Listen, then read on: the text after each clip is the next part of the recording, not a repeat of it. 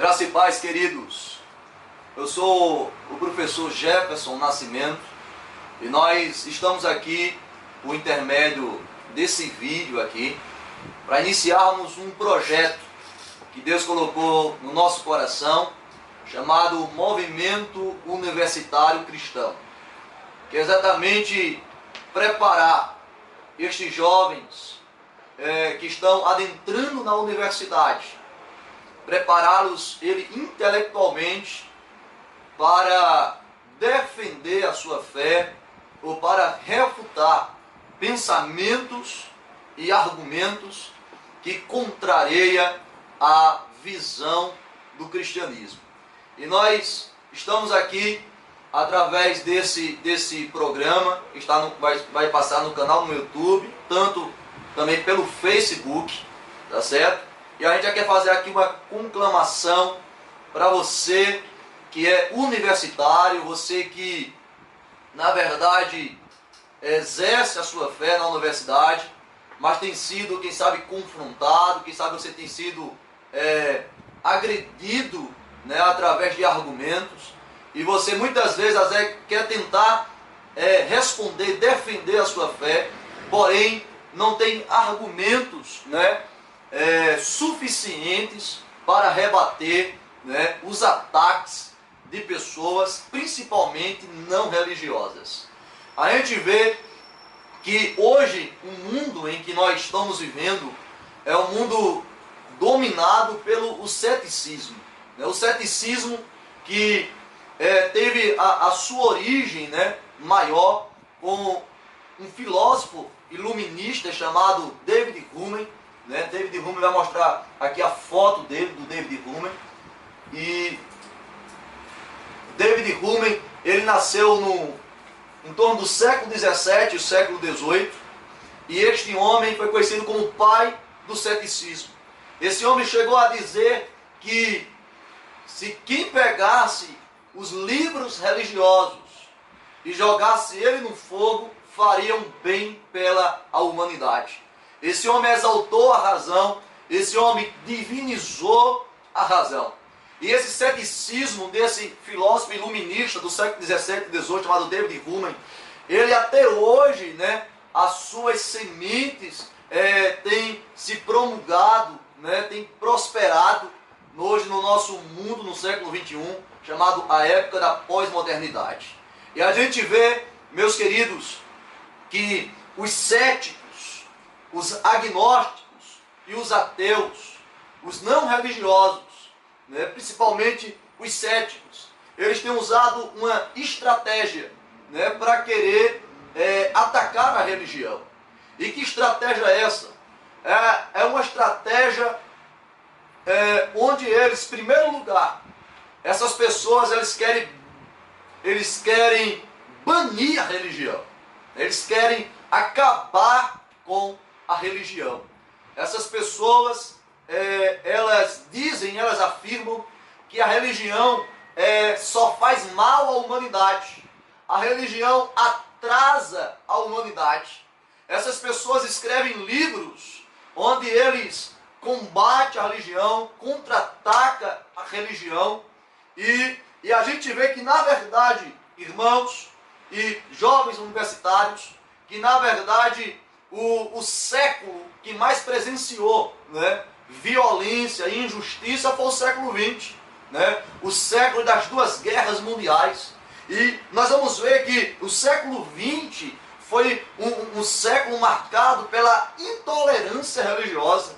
Né? Quem não lembra da União, né, antiga União Soviética, quem não lembra da China comunista, países totalmente não religiosos, né, declarados ateus na época e que foram intolerantes ao máximo, né, contra a humanidade. E a gente vê que essa é uma estratégia que eles têm usado de banir a religião. A segunda estratégia é que quando os céticos, as pessoas não religiosas, elas não conseguem banir a religião, eles pelo menos tentam relativizar a religião. É exatamente o que você ouviu, relativizar a religião. E o que é relativizar a religião? Relativizar a religião é dizer que cada religião tem um aspecto da verdade. Ou dizer que todas as religiões são idênticas ou iguais. É o que nós chamamos de pluralismo religioso, onde essas pessoas têm promulgado que cada religião ela vai destacar alguma verdade e que todas elas juntando forma um quadro completo da realidade religiosa. E a gente vê que isso na verdade é uma outra estratégia para que não haja conversão, para que não haja arrependimento, tendo em vista que cada religião tem o seu aspecto de verdade. A terceira estratégia desse pessoal cético, principalmente que estão dentro do mundo acadêmico, né, dentro das universidades, eles tentam, na verdade, também particularizar a religião, né? Eles tentam privatizar a religião. Então, quando eles não conseguem banir a religião, eles dizem o seguinte: então tá bom, cada um tem a sua religião, porém a religião vai estar restrita à vida particular de cada indivíduo. Ou seja, a religião não vai ter espaço nos debates sociais, a religião não vai ter espaço nos debates políticos da sociedade. Então, essas pessoas tentam, na verdade, desvalorizar a religião. E diante desse quadro cético, né, dessas pessoas que têm zombado da religião, ou que têm combatido a religião, que nós estamos fazendo este projeto, né, que é uma parceria da livraria Casa do Pão, onde está sendo gravado este vídeo, juntamente com a igreja Águas do Trono do Grande Hotel, onde o pastor presidente é o pastor Ernesto Nini, está nos apoiando nesse projeto, e também uma parceria do seminário, né, do seminário Águas do Trono, onde eu coordeno o mesmo seminário, juntamente também com a G3 InfoArte, que é o nosso irmão George, que está produzindo os vídeos, também editando esses vídeos. Então, eu quero dizer para vocês, nesse primeiro vídeo, né, que nós precisamos dar uma resposta para os céticos. Nós precisamos fazer frente a esse grupo de pessoas. Nós precisamos defender a nossa fé. A gente vai ver que tem um texto muito forte na Bíblia, que vai nos conclamar, que vai nos exortar, como jovens cristãos que estão na universidade, ou que já passaram pela universidade, mas está envolvido, né, em o seu contexto social, com pessoas não religiosas, com pessoas que são ateus, que são agnósticas e que são céticas. E a gente tem aqui um texto bastante propício para isso, que é em 1 Pedro, capítulo 3, versículo de número 15. É o texto que nós queremos ler aqui com os irmãos. Queria que você pegasse aí, se pudesse, a sua Bíblia para a gente meditar nesse texto, né? Essa é a orientação que o apóstolo Pedro vai dar para nós que vivemos também nessa época tão difícil de tempos de dúvidas, de incredulidade. Capítulo 3, versículos 15 de 1 Pedro, nos diz o seguinte: antes, santifiquem Cristo como Senhor em seu coração. Estejam sempre preparados para responder a qualquer pessoa que lhes pedir a razão da esperança que há em vocês. Observe aqui que a primeira verdade, a primeira instrução que o apóstolo Pedro dá para nós, que estamos envolvidos nessa guerra intelectual, é que Pedro disse que nós precisamos estar preparados para responder. E eu pergunto, será que você, meu irmão, será que nós estamos preparados para responder? Será que nós estamos preparados para responder a pessoas céticas, a pessoas que não acreditam na Bíblia, a pessoas que usam argumentos filosóficos ou científicos, entre aspas, para combater a fé? Será que nós estamos preparados para responder a essas pessoas? E exatamente, e foi diante disso, né, dessas dificuldades, de nós respondermos a essas pessoas, que Deus moveu o meu coração para fazer um trabalho aqui na cidade de Caruaru, no estado de Pernambuco. Nós vamos ter, agora no mês de janeiro, alguns encontros, né, com jovens universitários que desejam conhecer mais as Escrituras, desejam conhecer, né, a argumentação filosófica, as evidências, né, que foram nos concedidas pela ciência, que são provas que nos ajudam, na verdade, a responder essas pessoas. E a palavra que aparece aqui no versículo 15 é a palavra responder. A palavra responder, no original grego, é a palavra apologia. E a palavra apologia significa defesa. Então é exatamente isso que nós vamos estar fazendo aqui durante esses vídeos, durante os nossos encontros. Agora no próximo ano, nós vamos estar fazendo nossa primeira conferência teológica, né, e vai estar tratando sobre esses assuntos. E a gente vai ver que a principal forma que nós temos de nos preparar para responder essas pessoas é através de uma disciplina chamada apologética cristã. E sabe que você nunca ouviu essa expressão, apologética cristã? Apologética cristã, né, o doutor William Craig, em um dos seus livros lançado pela editora Vida Nova, ele diz que a apologética cristã, ele nos diz, é um ramo da teologia cristã que procura apresentar uma explicação racional para as verdades afirmadas pela fé cristã. Mais uma vez, a apologética é o ramo da teologia cristã que procura apresentar uma explicação racional para as verdades afirmadas pela fé cristã. De forma que a palavra apologética, ela vem dessa palavrinha grega, apologia, que aparece por 8 vezes no Novo Testamento. Exatamente isso. A palavra apologia aparece por 8 vezes no Novo Testamento. E a palavra apologia, a sua maior importância reside aqui em 1 Pedro 3,15, quando Pedro diz assim, estejamos preparados para responder. Então, irmãos, senhores, jovens, eu quero dizer para vocês que é através dos recursos fornecidos da apologética cristã que nós vamos estar preparados intelectualmente, né, para nos dar, para responder a essas pessoas. A segunda coisa que Pedro nos fala aqui no texto é que ele diz que precisamos estar preparados para responder a qualquer que pedir a razão da esperança que há em nós. Observe que ele diz para responder a razão da esperança. Então a segunda coisa que a gente vê aqui é exatamente essa expressão, a razão da esperança. A palavra, a razão da esperança, Pedro está dizendo aqui o seguinte, Pedro está dizendo que a esperança do cristão, a fé do crente, ela não é uma fé infundada, ela não é uma fé cega, como diz os céticos, como diz os ateus. A fé do cristão é uma fé embasada em evidências, é uma fé embasada em provas, é uma fé que é racional. Então, Pedro está dizendo aqui o seguinte, nós precisamos, enquanto cristãos, precisamos mostrar para as pessoas que a nossa fé, ela é uma fé racional. É uma fé que tem evidências.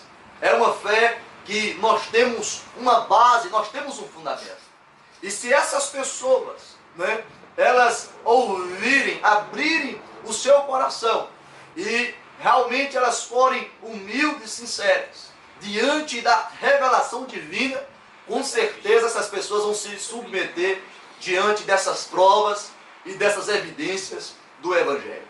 A terceira coisa que Pedro fala aqui, irmãos, para nós concluirmos essa parte, é que o apologista cristão, ou seja, o defensor da fé, né? Aquele que defende a fé em tempos de dúvida, além de ele estar preparado, além de ele mostrar provas e evidências da esperança que há nele, esse cristão também deve ter uma atitude de temor e de mansidão. O apóstolo Pedro diz que devemos fazer isso com mansidão e temor. Interessante, quem sabe que você, meu irmão, que está nos ouvindo, já foi confrontado por uma pessoa não religiosa, né? E você ali, diante de argumentações daquele daquela pessoa não religiosa, que sabe que você ficou com raiva, que sabe que você também agrediu esta pessoa verbalmente, que sabe que gerou um mal-estar neste diálogo, e muitas vezes você tentou ali evangelizar aquela pessoa, e de vez de ser positiva aquela evangelização foi negativa. Porque na verdade a Bíblia vai nos mostrar que a evangelização, né, a defesa da nossa fé, deve ser feita com mansidão e com temor. Mansidão, irmãos, fala de humildade, né?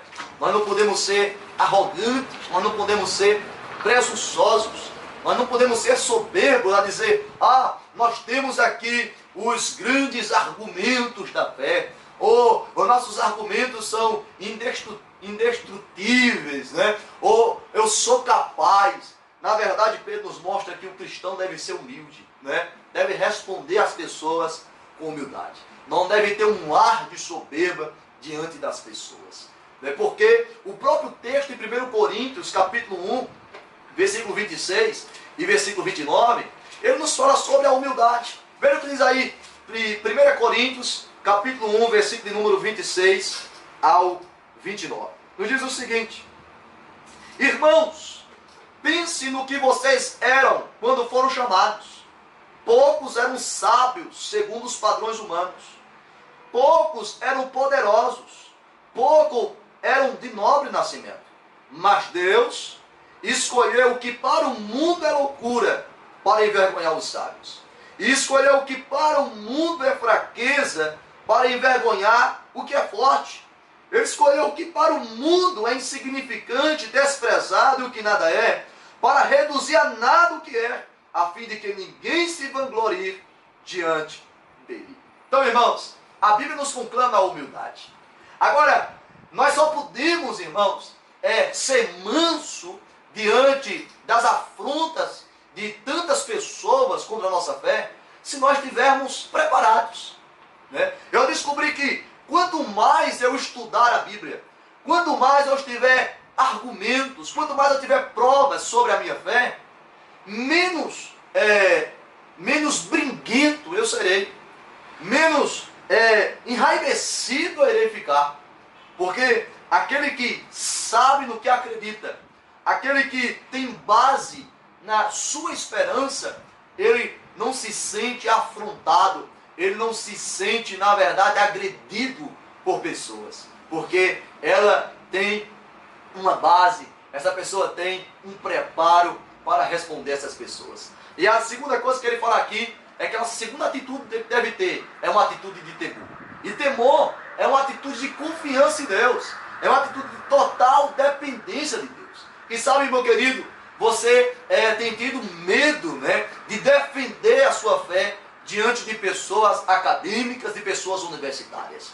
Mas quero dizer para você que o nosso maior mestre, o nosso maior ensinador é o Espírito Santo, né? E Deus, meu querido, Ele vai nos colocar as palavras certas, corretas, para defender a nossa fé, né? É o temor a Deus, é a total dependência de Deus. Então, uma coisa que não pode faltar na vida de um apologista, na vida de um defensor da fé, é esse elemento de temor a Deus, esse elemento de dependência. Sobre isso, no capítulo 21 de Lucas, Jesus Cristo nos dá uma palavra muito forte sobre isso. Lucas capítulo 21, versículo 14 e versículo 15, ele fala sobre essa questão da dependência de Deus. E é muito forte. Observe o que ele diz aqui no capítulo 21 de Lucas, versículo 14 e versículo 15. Diz assim: mas convençam-se de uma vez de que não devem preocupar-se com o que dirão para se defender. Observe a palavra defender, é a palavra apologia. Pois eu lhes darei palavras e sabedoria a que nenhum dos seus adversários será capaz de resistir ou contradizer. Que coisa impressionante. Jesus está dizendo aqui, quando vocês forem testemunhar da vossa fé, que vocês possam confiar em mim, porque eu vos darei sabedoria, eu vos darei palavras que eles não poderão vos contradizer.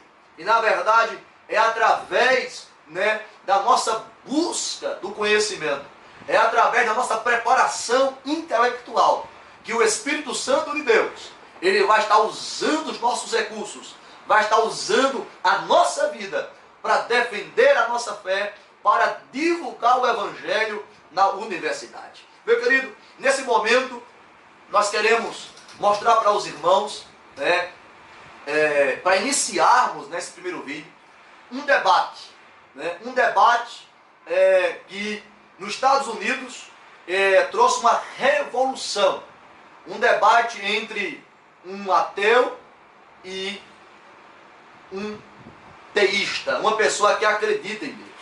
E eu quero mostrar esse debate aqui, simplesmente um resumo desse debate, tá certo? E depois a gente vai estar passando um link aqui para você estar indo no canal no YouTube para assistir de forma completa esse vídeo. Então, nós vamos ver um debate entre duas pessoas que vai mostrar agora aqui no vídeo, tá certo?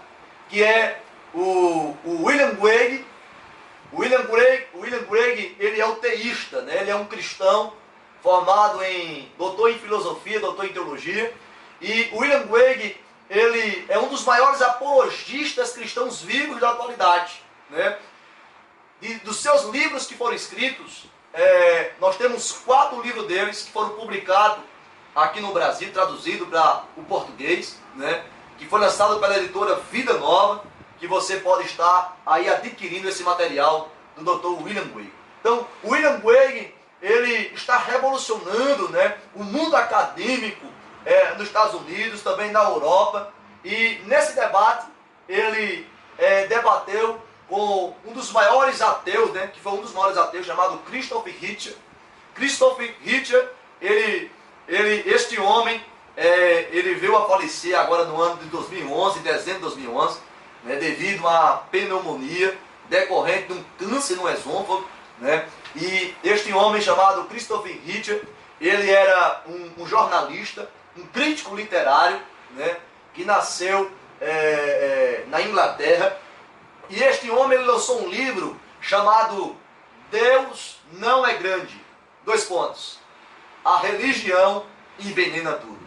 E através desse livro, desse autor, ele lançou a base, né, para o que nós chamamos de novo ateísmo.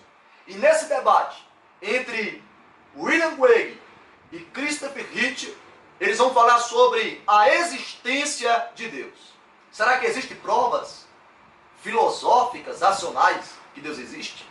Será que os ateus, os agnósticos e os céticos, eles têm argumentos filosóficos ou apoio nas evidências científicas para dizer que Deus não existe? Então eu queria convidar você para nesse momento agora ouvir um pouco desse vídeo que vai estar passando agora. E logo após a gente está voltando, fazendo nossos agradecimentos e encerrando este vídeo para a glória do nome do Senhor Jesus. Vamos ver lá o vídeo agora do In my final speech, I'd like to try to draw together some of the threads of this debate and see if we can come to some conclusions. First, have we seen any good arguments tonight to think that God does not exist? No, I don't think we have. We've heard attacks upon religion, Christianity impugned, God impugned, Mother Teresa impugned, but we haven't heard any arguments that God does not exist. Mr. Hitchens seems to fail to recognize that atheism is itself a worldview, and it claims alone to be true, and all the other religions of the world false. It is no more tolerant than Christianity with respect to these other views. He asserts that he alone has the true worldview, atheism. The only problem is he doesn't have any arguments for this worldview. He just asserts it. So it seems to me that if you're going to have a worldview and champion it tonight, you've got to come to a debate prepared to give some arguments, and we haven't heard any. He did have an argument about evolution, but when I explained that, it actually turned out to be supportive of theism. Evolution actually provides evidence for the existence of a designer of the universe. So we've not heard any good arguments to think that atheism is true. Now, I presented 5 reasons to think that theism is true. And this is what God, or the God hypothesis, does give you. He asks, what does it give us? It explains a broad range of human experience, philosophical, ethical, scientific, historical, experiential. I find the attraction of the God hypothesis is that it is so powerful in making sense of the way the world is. For example, the God hypothesis explains the origin of the universe. Mr. Hitchens has completely dropped this point in tonight's debate when we saw that, in fact, scientific and philosophical evidence points to a beginning of the universe out of nothing and therefore to a transcendent personal creator of the cosmos. The teleological argument, the fine-tuning that is established in the initial conditions of the universe, not to speak of in the biological complexity that then ensued. And again, Mr. Hitchens has dropped that in the course of the debate tonight. So we have a creator and an intelligent designer of the cosmos.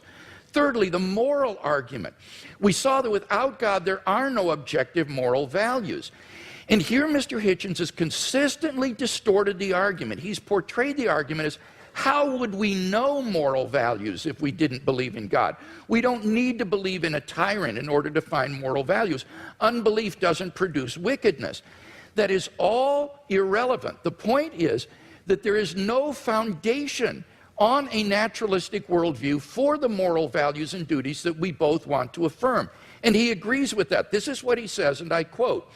He says, our innate predisposition to both good and wicked behavior is precisely what one would expect to find of a recently evolved species that is half a chromosome away from chimpanzees, primate, and elephant, and even pig societies show considerable evidence of care for others, parent-child bonding, solidarity in the face of danger, and so on. As Darwin put it, any animal whatever endowed with well-marked social instincts would inevitably acquire a moral sense or conscience as soon as its intellectual powers had become as well developed as in man.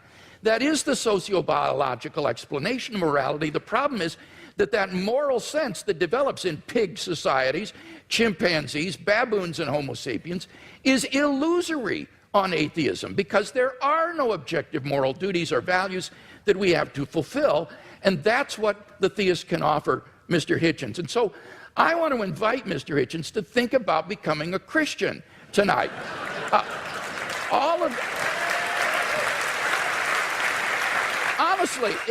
Honestly, if he is a man of goodwill who will follow the evidence where it leads, all of the evidence tonight has been on one side of the scale. And he wants to affirm objective moral values, so why not adopt theism? The resurrection of Jesus has gone unrefuted. The argument is not that it's too improbable to be false. The argument is that you need a historically sufficient explanation to explain why the disciples came to believe this. And there isn't one apart from the empty tomb and appearances. It's not a matter of rumor because the empty tomb was public knowledge in Jerusalem. It would be impossible for Christianity to flourish in Jerusalem in the face of an occupied tomb. Finally, the immediate experience of God. If there's anybody watching or listening to the debate tonight who hasn't found God in a personal, experiential way, then I want to invite you as well to think about becoming a Christian. I became a Christian as a junior in high school, and it changed my entire life. And I believe that if you'll look into it honestly with an open mind and an open heart, that it can change your life as well. Então, irmãos, vocês acabaram de ver aí, tá certo? Um pedaço, um resumo desse grande debate. Pra você ter uma ideia, meu irmão, esse debate foi feito em uma universidade onde tinha 10.000 pessoas presentes nesse debate, né? E centenas de pessoas ouvindo pela internet. É interessante que um blogueiro ateu muito famoso, né, nos Estados Unidos, ele escreveu, quando ouviu esse debate, ele escreveu a seguinte frase: francamente, William Gregg espancou Christopher Hitchens como uma criança estúpida. Em outras palavras, está dizendo, William Gregg, através de argumentos filosóficos, ele destruiu toda a argumentação ateísta, né, que está sendo promulgado aí pelos ateus. Então, meu irmão, eu quero dizer para você que chegou o momento. Nós vamos lançar vários vídeos, tá certo? Sobre a veracidade da fé cristã, sobre criação versus evolução. Vamos estar trazendo argumentos aqui sobre as evidências da ressurreição de Cristo. Argumentos na filosofia, na ciência, na física, né, na biologia, que vai apoiar, né, a nossa fé. Então eu queria que você pudesse aí compartilhar esse vídeo, que você disseminasse isso, porque nós estamos vivendo uma época no século XXI, em que a batalha não é mais uma batalha física, onde as pessoas estão matando os cristãos, né, com espada e nem com lança. Mas a batalha do século XXI é uma batalha intelectual. Então eu quero proclamar você, meu amigo, você universitário, a resgatar a nossa mente cristã, a defender a nossa fé através da ciência, através da filosofia. Que Deus possa abençoar a tua vida nesse dia de hoje. E eu espero você aí no próximo vídeo que a gente vai estar gravando para a glória e o louvor do nome do Senhor Jesus. Deus te abençoe.